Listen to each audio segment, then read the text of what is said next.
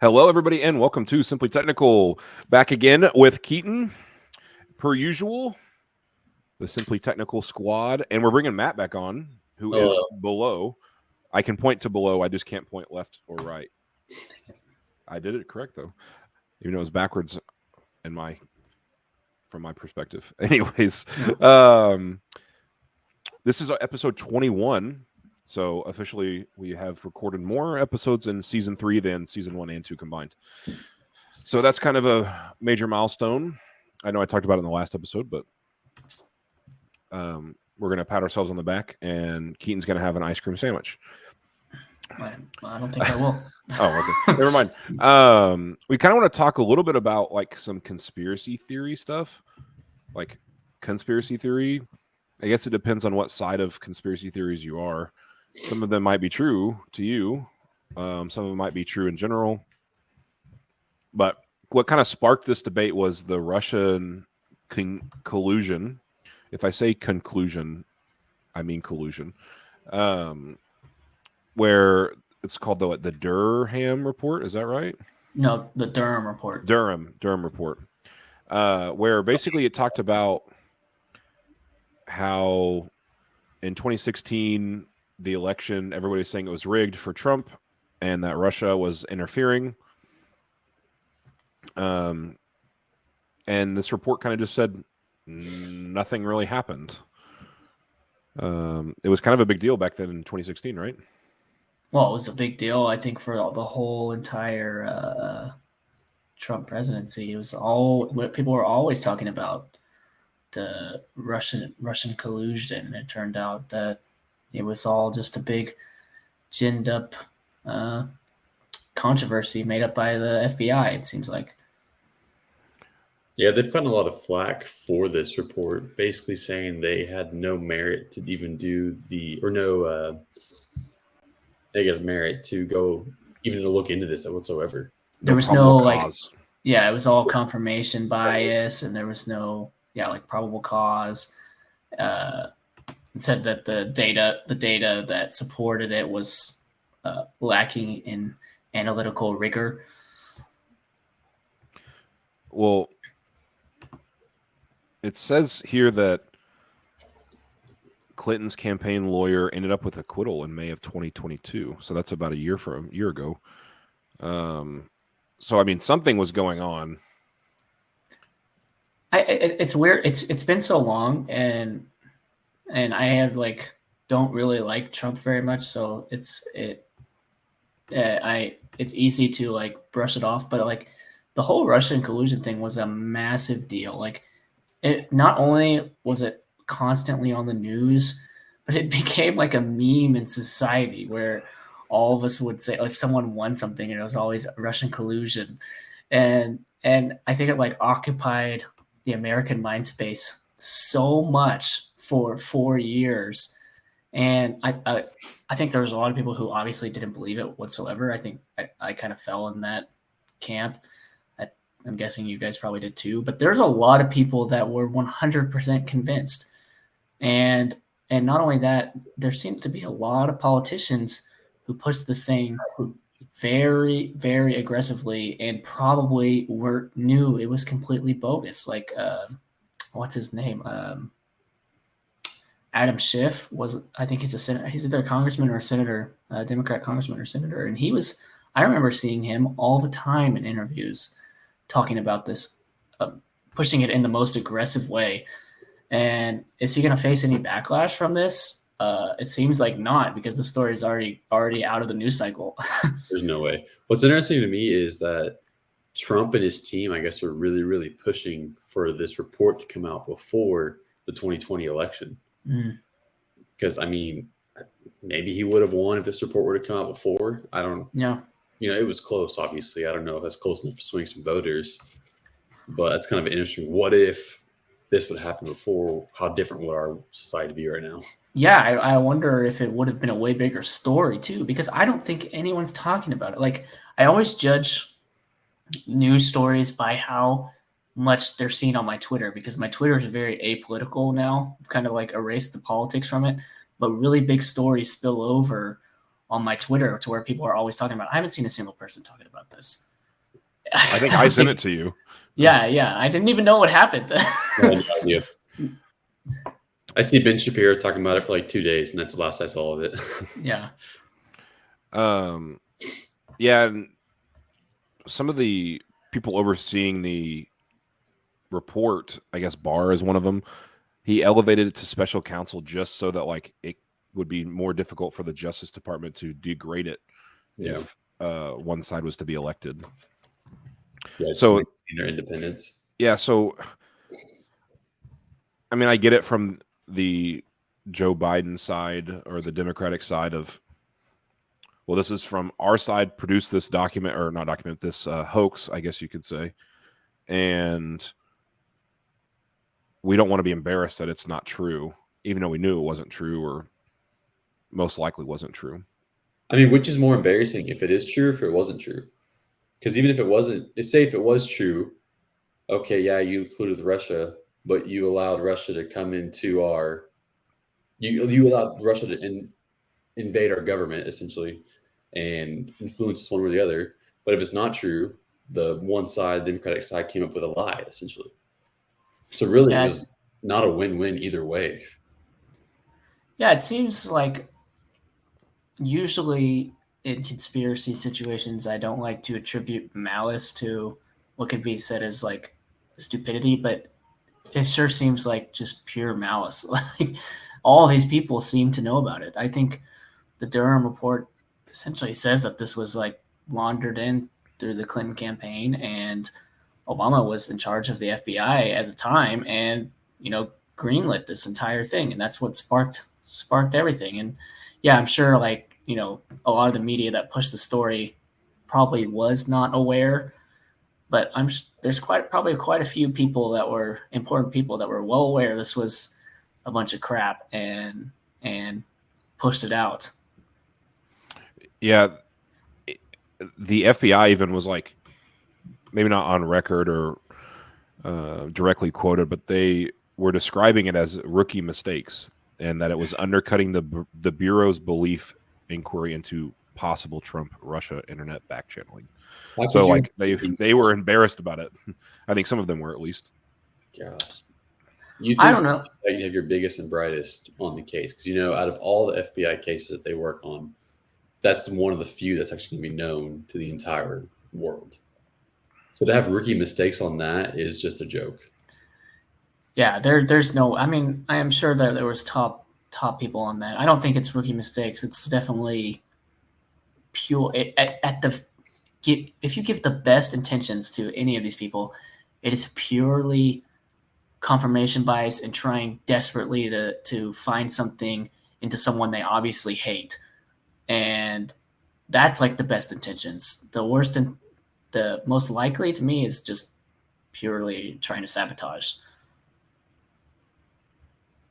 Yeah, I mean, it didn't work, I guess. I mean, this report comes out now. I mean, it might have helped them, I guess, in the long or in the short term. But it's a weird like phenomenon that I always notice in politics. Typically, things that you think would actually hurt someone ends up helping them. Right. Like something like this causes a bunch of people to really rally behind Trump, even though he's like a sort of a kind of a screwed up figure. And when you rally behind someone, that makes you much more partial to them and more passionate about them, so you'll overlook the stupid stuff they do. And I think all these sort of like this type of thing happens all the time, where the opposite of what is expected to happen happens. Well, I remember when Trump was running, he's talked about going into New York, and didn't he say something about if you shot someone in New York, his poll numbers would go up or something like that? Maybe I'm thinking of something completely crazy. The Office you're thinking of. I mean, The Campaign. There's a movie called The Campaign.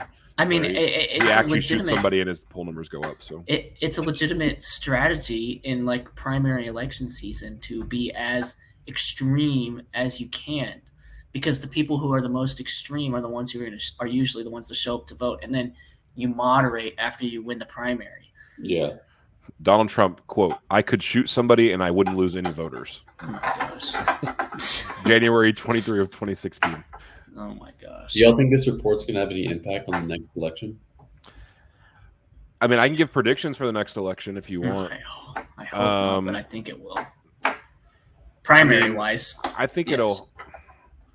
it'll help him, but I think with Trump, he's going to do exactly what everybody feared in 2016 if he lost a Republican primary. And that's he's going to run independent. Yeah, I can see that. Yeah, I think it's only going to come into play if he loses the Republican primary. I think I hate it that I feel like it's almost guaranteed that he wins the Republican primary, and one of a situation that I think is actually working out in the Democrats' favor that they are definitely doing on purpose is pushing stuff like this, which fires up the Trump base voters. That's why they pressed charges on him in New York or whatever, or prosecuted him in New York. It was just to gin up his base because they want him to. He's the easier opponent to beat. It's pretty obvious.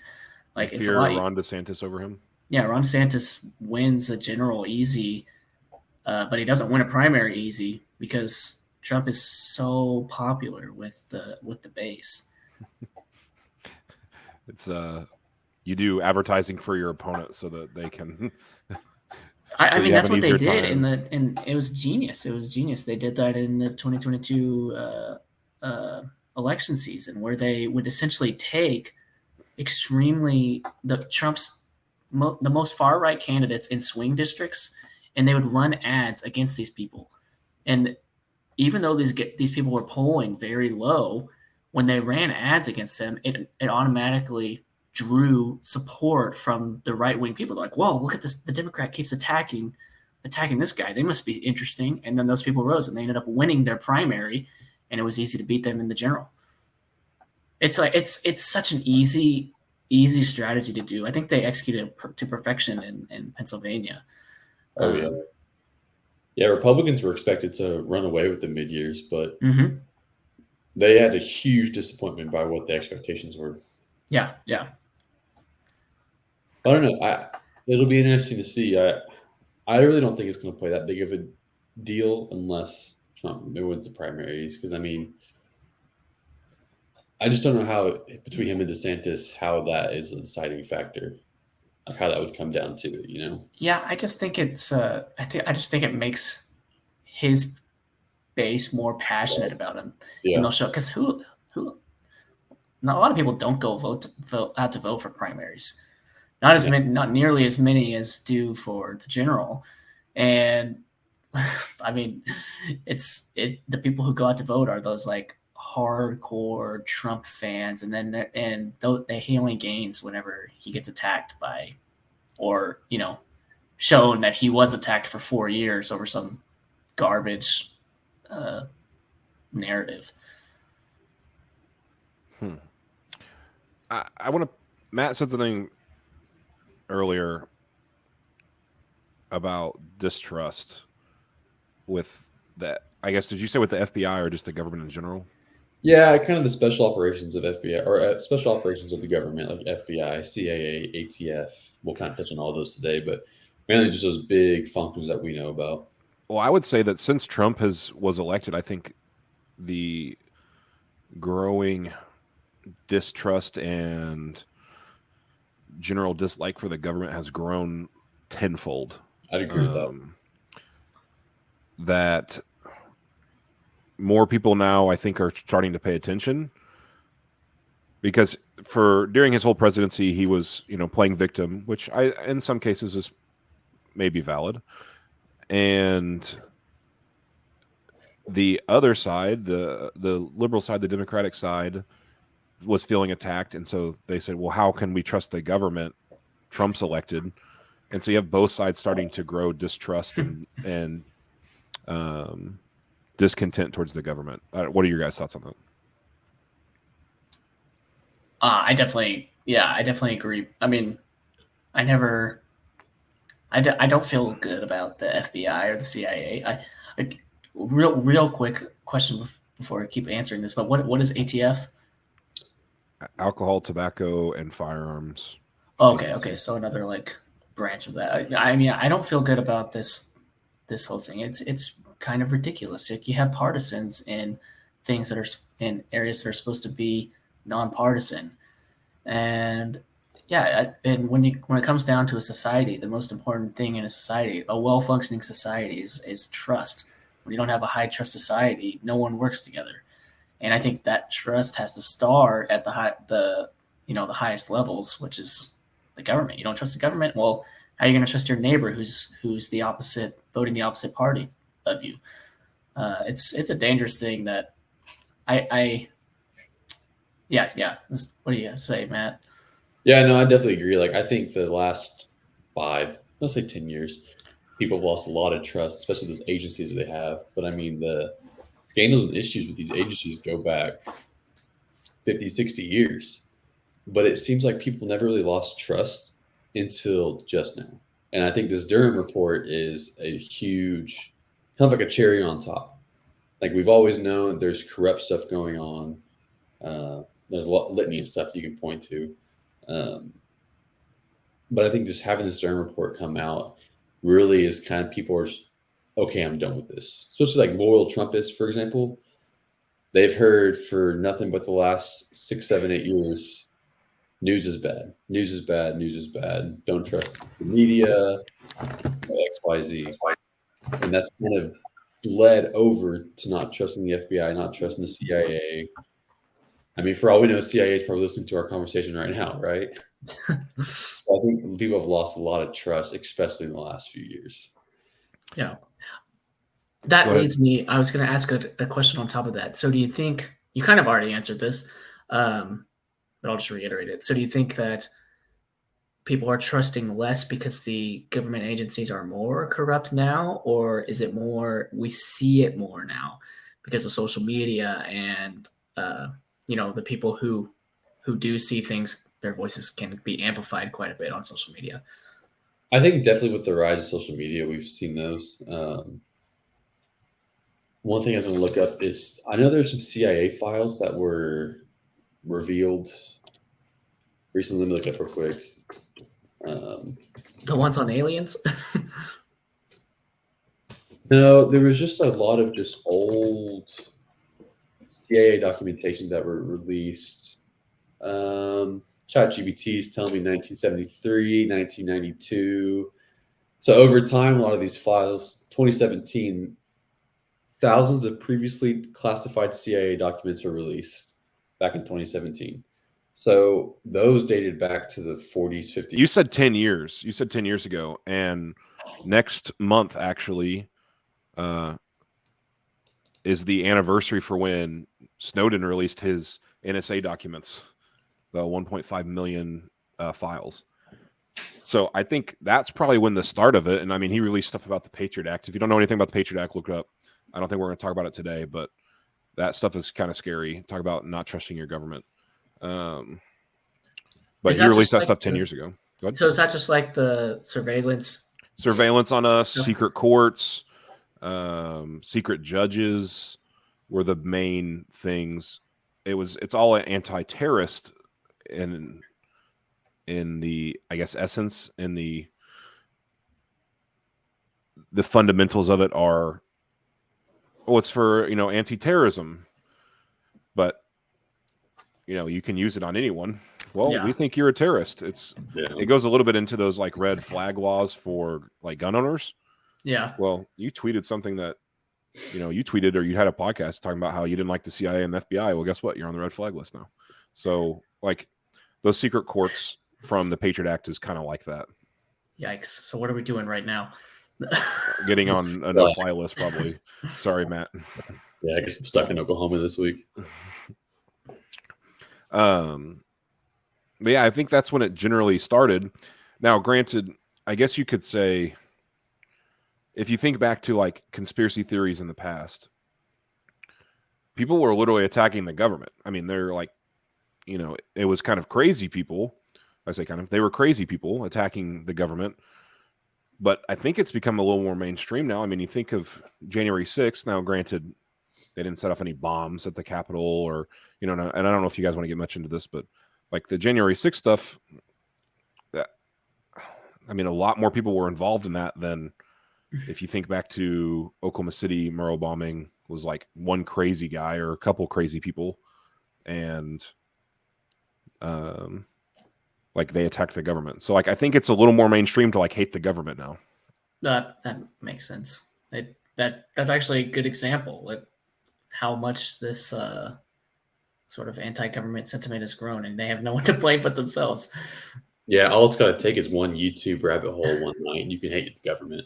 It doesn't take much to watch some conspiracy theory. You watch too many Alex Jones videos, and you're going to hate the government. What really sucks, though, is like, you know, conspiracies aside, like there's you see something that's a conspiracy that is said, oh, this is fake, and it turns out to, you know, be true or mostly true, and then a lot of people just go down the idea that everything is true that they see, that every conspiracy is true, and then that gets like pretty dangerous. That's why honesty is by far the best policy, even when you've done something screwed up. I mean, I don't think we expect the government to be perfect. I mean, at least I don't. I don't expect it to be perfect, but you know, several mistakes of the same magnitude in a row of, you know, some of these wars and stuff like that is okay. That's a little bit more than just a mistake. Yeah. What were you about to say, Matt? I'm sorry to cut you off. It's great to question things. Like that's literally how, I mean, Keaton's a scientist. Like that's how his whole world is. And so, I mean, if you stop questioning things and just believe everything they tell you, that's how you kind of get, you know, these loyal followers per se. But if we don't question things, then we may never find out about what happened 9/11, for example. A lot of people don't think that was real, or I think that was an inside job, which that's some crazy stuff if you go down that rabbit hole. Well, I think that since some of these things are coming out that they are true, we're starting to question everything.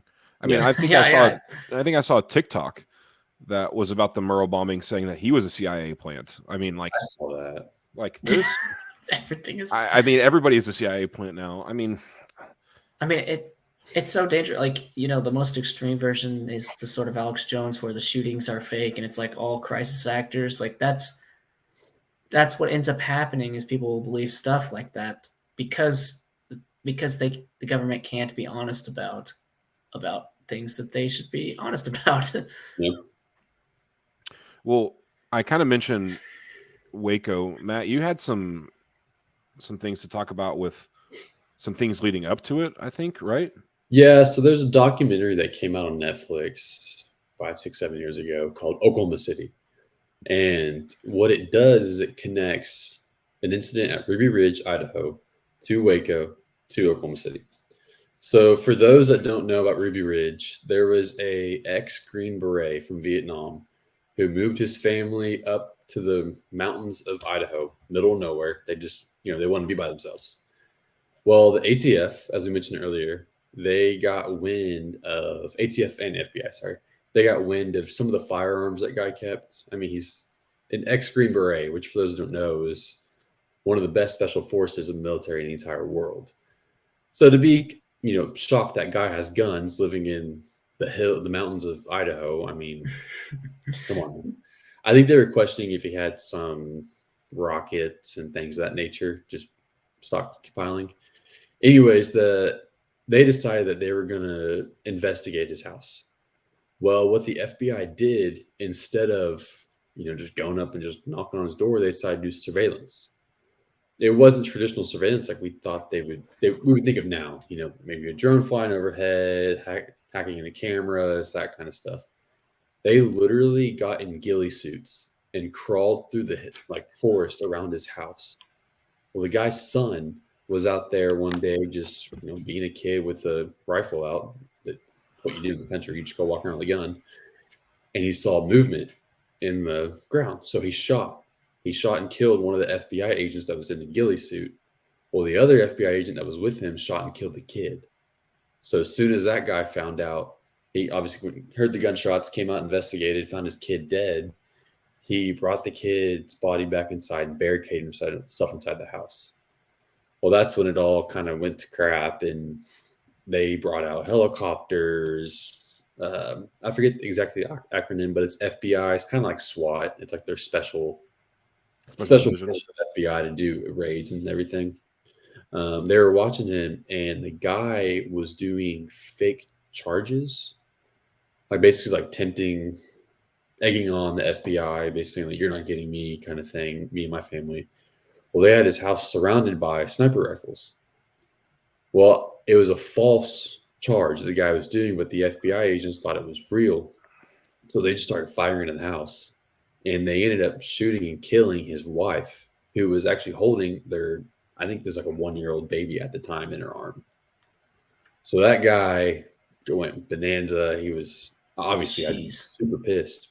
The FBI got his ex-commander from the military, FBI and ATF, got his ex-commander out the military to get him to stand down. It's finally, when you go to battle with someone, you have respect for him and everything like that. So he listened to his commander. He stood down. Before we go on, connecting Waco to this, the guy ended up suing the FBI for killing his family and unnecessarily raiding his home. And he ended up winning. He won the suit against the FBI, won all kinds of money. But what blows my mind is that the FBI agents, some of the guys that were there, won awards for what happened there. What? So the courts decided they were wrong, but yet they're still winning awards for the actions that were taken. So that was one instance that kind of caught some trust, I would say. Like people didn't trust the ATF and FBI as much. And that kind of led to Waco. And you guys may know some about Waco. That's kind of a pretty popular one. I don't know too much. I know the general story, but you could like give a short version. You got to go down a rabbit hole of this on YouTube. It's crazy. Yeah. So this guy, he was living in they call it a compound of the Branch Davidians. Was his name David Branch? Was that it? I don't remember. That sounds right. Anyways, they lived in his compound, and he basically had like 30 wives and had kids with all these girls. And they were just out there kind of minding their own business. They kept to themselves. They had their own animals. They had their own farm. Basically, they grew their own crops, had their own school, had their own church service. It's kind of like a cult, really, but they weren't harming anybody. Like, they were just kind of doing their own thing. Well, I don't remember exactly why the ATF decided to kind of get in their business, but they were at a standoff for a long time. I'm researching how long the standoff was right now. His name was David Koresh. David Koresh, that's right. I don't remember exactly what caused the ATF to go into the compound. I think they were doing some type of illegal stuff. I don't know if it was drugs or there was some type of maybe it was let's see. Reports of automatic gunfire coming from the compound was one of the things. Yeah, so according to ChatGPT, ATF attempted to execute a search warrant on their compound, and the raid resulted in a shootout, basically them defending their lands, and it killed 4 ATF agents and 6 Branch Davidians. And then after that happened, basically they said, we're not coming out. Things get worse. Like they start shooting flashbangs into the compound. They end up taking a tank to the front door of the compound. This all happens in Waco, Texas. So kind of where this ties into Oklahoma City is the name Timothy McVeigh. Timothy McVeigh is the one who bombed Oklahoma City, dropped the truck off and left. He was an ex-military guy, and so he followed Ruby Ridge very closely. And he was mad because he's very pro-gun, very pro, government, leave me alone. I want to do my own thing. He was on the side of the highway watching the tank take out that compound. Like there's actual video of Timothy McVeigh out there, and it's crazy to see. That's wild. And I want to say, so this says on April 19th is when the standoff ended of 1994. Well, 2 years later is when Timothy McVeigh bombed the Murrah building. Oh my god! And it was all because of his distrust and anger at the ATF and FBI for what happened at both Ruby Ridge and what happened at Waco. Well, That's and wild. I think wasn't there a bunch of fires that happened at Waco and a bunch of people burned alive? Yeah, and it was because of them shooting stuff in, and they're being flammable. some people substance think that there. David Koresh like committed suicide, basically saying I'm going down with my crew, basically. But How yeah, many ended up dying total in Waco? this says 76 people, including David Koresh and many children, lost their lives. That's just 76. that's just the fire. So if you take everything before, it's probably close to 90 to Oh 100. my gosh. Like, it was a big compound. It wasn't just like, people are packed in a house. Like, it was Yeah. massive. Wow. Yeah, it was like its own community. It's more like a Well, then- commune in Yeah. a single big house The- compound thing. Well, ATF, of course, like documented their experience there, but they're like taking pictures in front of bodies and stuff, like it's posing in front of them. Yeah. Like posing in front of it. And then one of the ATF director, I think it was early on in Biden's presidency, the ATF director position was open. And one of the guys that was there at Waco, he proposed to be in charge of ATF. It was kind of controversial. Yeah, I didn't realize that. I bet. They hired that guy. I don't think the Senate or the council, whoever it was, like voted against him. But it was kind of controversial. He was very anti-gun. You're right. Every single person there that, especially if they like celebrated or took a picture, like if your own fellow Americans, there's evil people that I would, we could probably celebrate when they died, but there's no evil children that like died so that's really sociopathic, and those people should probably not safe to be around in normal society. Yeah. You said it ended on, when was the Waco ending? April 19th, 1993. 93? Okay, so 2 years later was the... Okay. Is that to the date? Is that April 19th? Yeah, Murrah bombing was April 19, 1995. Yeah, and then it claimed 168 lives, 19 children under the age of 6, and left over 600 injured. And it was the deadliest act of terrorism before 9/11. How many did you say in U.S. Sorry, 168 lives. Oh. 19 of them were under the age of 6, and 600 were injured. So basically, the Branch Davidians, which were the people in Waco, this says they believe that David Koresh was their spiritual leader and their Messiah. And basically, they thought that he was the second coming of Christ, basically. And so they all followed him. Gosh. Religiously, literally. Yeah. If that documentary, I don't know if it's still on Netflix, but if you ever find it, it's just called Oklahoma City.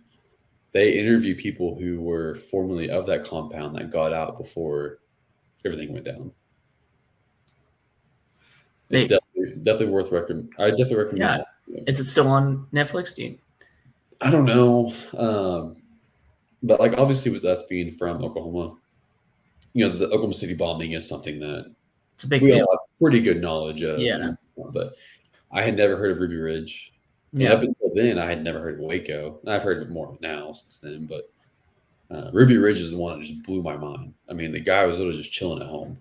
Yeah. Just because they thought he had big guns. That is wild. Yeah. Go ahead. I was looking at how long the standoff was for that. I can't tell if it's still on Netflix or not. The Ruby Ridge standoff was 11 days. Wow. Gosh. Well, there's even conspiracy, I guess, or discussion that the Waco siege also inspired Columbine High School massacre, just because it was on. One of the reasons why it's discussed is because April 20th was when that happened. So, it's kind of like Is there any other connection besides the date? No. Well, Adolf Hitler's birthday. So really, Yeah, that's what Wikipedia says. So, yeah. Columbine was more than one shooter, right? Or is it just I think it was two. two? Yeah. Yeah, two students. Yeah, Eric Harris and Dylan Keibold.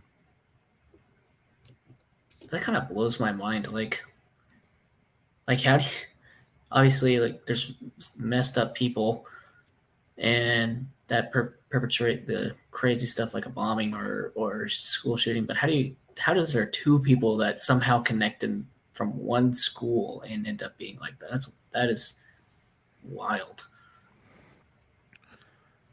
So another thing that happened on that date was the first shots of the Revolutionary War in 1775 or April 19th. What? The end, mid to late April was kind of a bad time of year. Yeah, no kidding.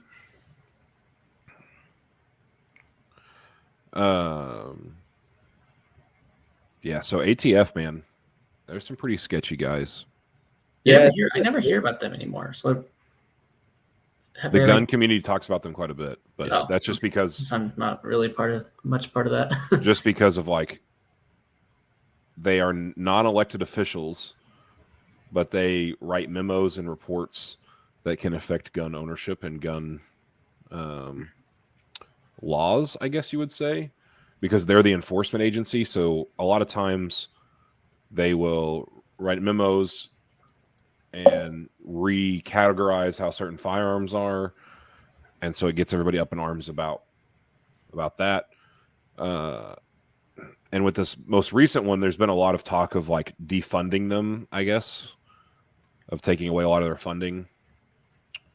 Well, do you want to touch on the Fast and Furious? I don't know much about that one. So I honestly watched a YouTube video before this, watching it. So what it was is, I think it was in Arizona. They caught someone buying like 50 caliber rifles. I don't know if it was in the black market. I assume it had to be the black market if you're buying that. But the ATF was watching them, and they let the person go across border and transfer it back. Kind of their thought was, let the little fish go so we can catch the big fish later on, try and lead them back some cartel leaders. Well, sometime later, it may have been 6 months or so, they discovered that same rifle that was let go led to some killing of some border patrol. And so the whole issue is they traced all these guns that they had let go across the border that they knew about. And it led to all these killings, both on the American side and the Mexico side. And so they call it Fast and Furious because the ATF could have stopped these high caliber rifles from getting in the hands of the cartel, but they didn't. They let it go. And they caught a lot of flack for that. It's almost like 15 years ago. But that's the extent of my knowledge. When I just, like I said, I watched before this. Started back in 2006 and into 2011. It is Arizona. Let's see. I don't know. I don't know how I feel about that one. Like, to me, it almost seems like I guess I don't know. I didn't know anything about it until you just said that. So you kind of understand the reasoning. Yeah. It just sucks the outcome. Yeah. It's like, to me, if a cartel member is probably going to get a gun either way, so maybe the deaths probably would have happened no matter what. And I guess they were like shooting at helicopters and stuff, and like a 50 cal bullet that could. Okay, that's different. That's different. Yeah. So yeah, I don't know. It's a weird one. It's interesting. President Obama invoked executive privilege for the first time in his presidency in order to withhold documents that were not generated in the course of the conduct of Fast and Furious, is what his claim was. Huh. So he used his executive power to withhold documents from the public. Well, I mean, if you think to like a drug sting with, like, say the police catch somebody that has, a certain amount of illegal drugs on them. A lot of times they will use them to quote unquote sting to find the bigger fish, as you said, Matt. So it's not uncommon. I guess it may be a little different because they're firearms going into illegal hands. Because you can make the argument that drugs are not as lethal. I mean, I guess they kill more people probably than guns do, but it's more of a willing thing than you don't choose to get shot. You choose to inject drugs into yourself, usually. Natural selection. Yeah. So, like, it's a little different there. I do see both sides of it. It really does suck that, like, somebody, sacrifice their life for something like that. Yeah. So I'm reading more through this. Yeah, I mean, it's one I don't know a whole lot about, but it's interesting. I've got some other random ones that I could read off. Yeah, go right ahead. Throw them out. They're not huge discussion issues, but one we kind of talked about before this was Operation Paperclip. Yeah.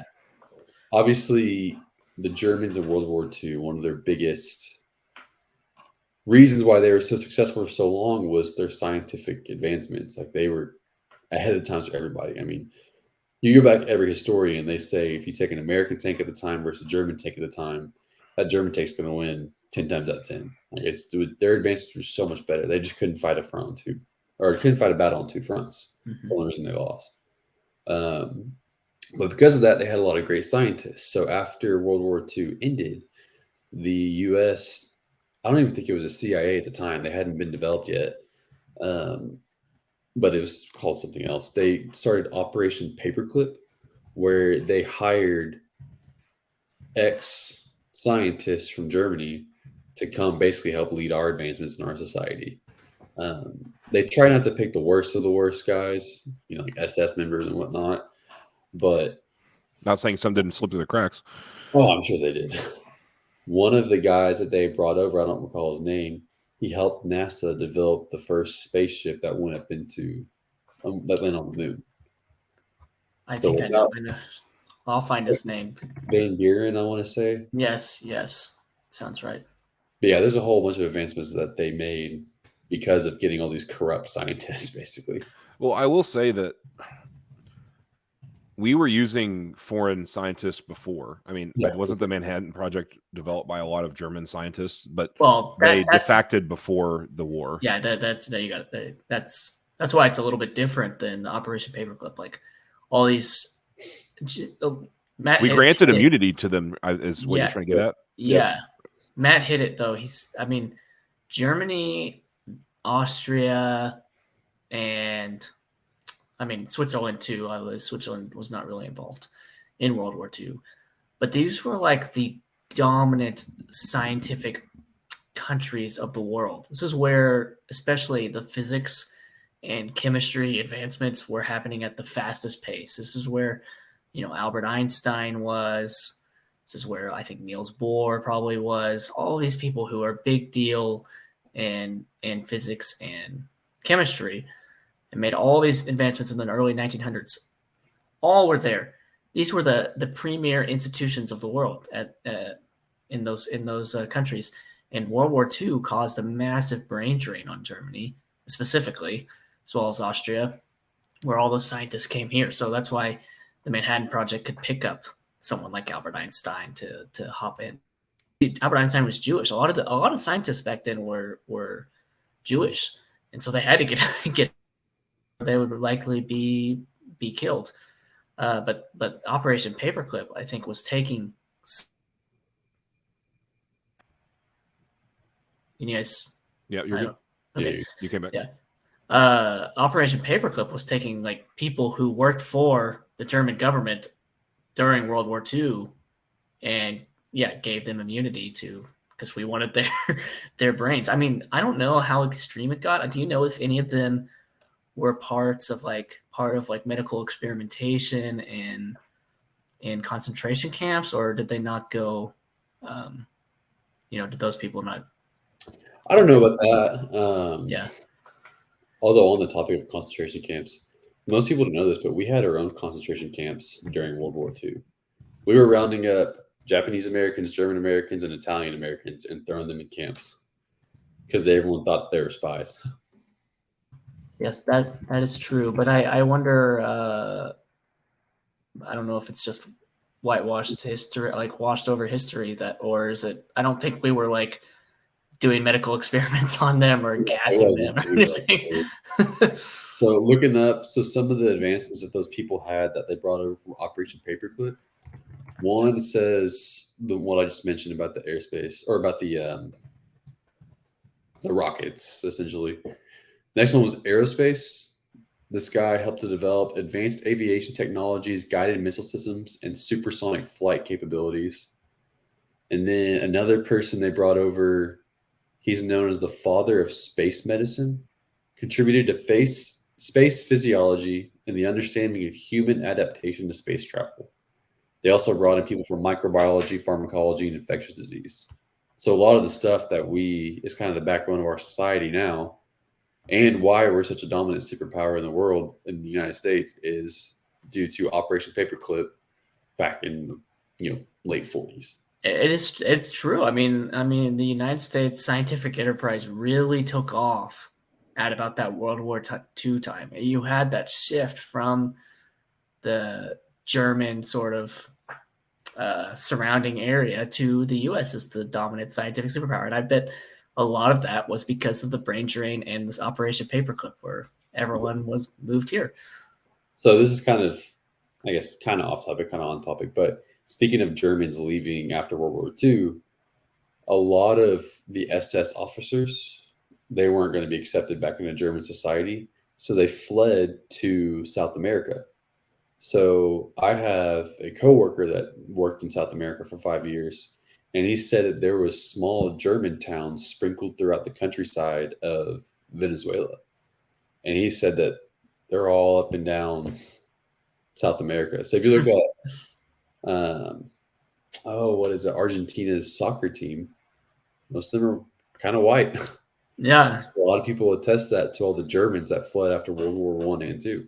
I definitely, I've heard that before, and I've even heard, especially Argentina, like you said, Argentina was a popular destination, and so you had this growing German population over there. And yeah, he said they had their entire Oktoberfest celebrations. The German population is just that big, and that a lot of them speak Spanish. They only speak German. That's wild. Well, I mean, there's that conspiracy that Hitler fled to Argentina. Yeah, I've heard that. That's the descendant. Yeah. Isn't there like a show about that where he's like still alive or something? Finding Hitler's, I think is Finding Hitler, like people trying to find him still. But you talked about human experimentation. I saw a thread on Twitter, so I had to do a little bit more research into it. And it was talking about the Tuskegee untreated syphilis program. It was conducted between 1932 and 1972, so 40 years. And the CDC and PHS, United States Public Health, conducted these experiments, and they promised this was done on a black community near the Tuskegee study. Let's see, I lost it. Tuskegee University, then the Tuskegee Institute in Alabama, and it's just like sectioned off town for the most part. And the CDC and PHS bribed the doctors there. They infected men with syphilis and denied them. They gave them free healthcare, promised them free healthcare, but didn't tell them they had syphilis. And this whole ordeal was just to see how the body would react. So, like, how disturbing is that? They infected these people with this horrible blood disease, just to see how they would react. And then during the middle of the experimentation, penicillin was discovered to be a treatment for syphilis, and they denied them access to penicillin during this time. Does it say, like, were they wealthy individuals? Were they typically poor individuals? I'd imagine small town Alabama's, I mean, I've been there before. It's not the richest place in the world. I just don't know if they targeted like a certain. I mean, they targeted the black community for sure. Black only. Yeah, it was only black people. I'm trying to see if it says. I think it says they're mostly sharecroppers, impoverished. 600 total of 600 impoverished African American sharecroppers. So I mean, it's awful. Like it's really weird how much society has changed since then. We're so like far removed that we can't even really imagine seeing people as so like subhuman that there'll be multiple experiments done on them. But that was like 2 generations ago. That stuff's That was still in our parents' lifetime, because you said it ended in the 70s, right? yeah, it started in 1932. So what our grandparents, Yeah. and then ended in 1972. And I think it got leaked. I think the only reason why we found out about it is because it got leaked. That's wild. Bill Clinton in 1997 formally apologized, calling it shameful and racist. Well, that fixes everything. Yeah. So did they like isolate those people forever, or let them live a normal life? I the way that I remember it is they were like isolated. They weren't allowed to go to other clinics because they wouldn't. Like I said, they framed it as they got free health care. Yeah. But they paid the doctors off to be a part of the experiment, and they like, well, if you go to other doctors, you're not going to get free treatment, and they're poor, so Yeah. Mm-hmm. I mean, which maybe that's another tick for why we shouldn't have universal health care. Let's see. Well, That's because they'll just experiment on us. I mean, yeah, it's really It's I always think like we think we're so high and mighty, like nothing like this could ever happen, but I don't know. That's not so different than we are now. COVID. Yeah, most of the time you'd probably do evil things whenever you were, or we can convince ourselves very easily to do evil things, and It's life or death. I'm going to be living. I mean, but even that situation's not even life or death. That's probably just scientists, and somehow people can convince themselves that this is the better way. Like it's like a pure. Do you know what utilitarianism is? It's just pure utilitarianism, and that's just obviously like a completely flawed philosophy for that exact reason. So the only reason why it ended was because they went to the papers. Like somebody went to the papers, and yeah, it could have still been going on for all we know. well, If they in hadn't- 1974 they filed a lawsuit, gave them $10 million, and they got free health care after that. Actual free health care, apparently. I mean, I don't know if I would be trusting the government after that anymore. If you bag that I would go after would be way bigger than 10 million. 10 million. Well, that was 1974. It's worth 52 million now, or in 2019. So that's a little bit better, but split between how many people? 600. No, A little less than 600 because several of them died. I think around 22 of them died from the experiment. So, jeez. Yeah, no, that's got to be way more money. 28 died of syphilis, 100 died of related complications. 40 of their wives were infected, and 19 of their children were born with oh my God. syphilis. Gosh, it's so sad. But like, if this guy from the CDC, Peter Buxton, hadn't come out talking about it, he went to his superiors. Nobody did anything in the 60s, and he finally went to the papers in the 70s and 72. So if he hadn't leaked it, like you said, it could still be going on. I mean, yeah. How many of these experiments are going on now? We probably have no idea. I mean, there's got to be stuff like that still going on. I mean, yeah, I don't know if it's anything would be that blatant. Like I don't know how that could possibly get around. But there's probably in other countries, there's probably things that are a little bit edgy. There's the situation where the Chinese scientist preliminarily did gene editing on a baby. That's a medical experimentation that a lot of people see as very wrong. Some people would argue they not so wrong. So there's definitely stuff like that. I wouldn't be surprised if it's going on, but it's hard for me to imagine that we're just going and infecting people forcibly. Yeah, I mean, But I guess I shouldn't put it past us. Who knows? we've You done know? it in the past. If we Yeah. learn from our past, we're due to repeat ourselves. Yeah, as someone from the scientific enterprise, it's best to recognize that people can do really screwed up things, and not only the Tuskegee experimentation stuff, but I mean, sort of the Nazi ideology evolved out of an idea of eugenics that was pushed by some in the scientific community, and utilitarianism. Yeah, it's unfortunate too because it seems like in situations like that, they always prey on the less fortunate. Mm-hmm. So in World War II, they in their eyes, the less fortunate was the Jews. Yeah. Its eyes, it's the poor community of Black people in Alabama. They don't know any better, especially back then. Like I imagine a small town like that, it's not getting a big newspaper. They might get one newspaper delivered, one day, like every Sunday they get the paper. But I'd be surprised if they're getting every single day. A town of 600. I mean, you're so isolated during that time. They just have no idea what's going on. Yeah. I'll tell you what the sort of version / debate of this is today is clinical trials, where you get paid money to test out a new experimental drug, and it's a big debate. Like, okay, is this good or bad? Because you almost need to pay money to get people in the trial, because it's very hard to run clinical trials and get enough patients.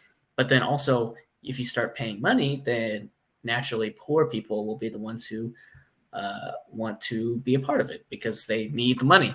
So it's like, should money be paid? So I think the conclusion was no, you cannot pay actual new experimental drug clinical trials on people.